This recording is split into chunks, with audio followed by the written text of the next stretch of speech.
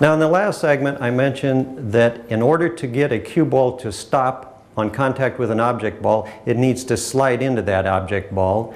And I also pointed out that from a very short distance, such as this, you should be able to hit the cue ball right in the center and get it to slide that distance.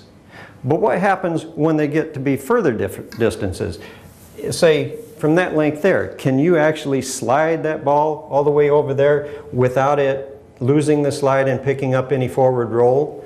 Or would you have to hit it lower maybe, which by hitting it lower what you're going to do is impart some backspin to it.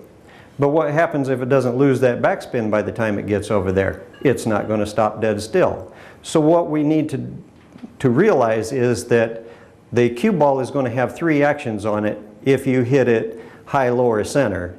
And if you're hitting it right in the center, it'll start out sliding, but it only slides so far. It starts to build friction between the bottom of the ball and the cloth, and then it loses that slide. It turns into a forward roll. But if you start it out with a backward spin, it'll lose that backward spin over a distance.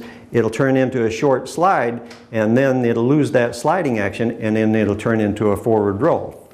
And we can demonstrate all three actions with the cue ball right here.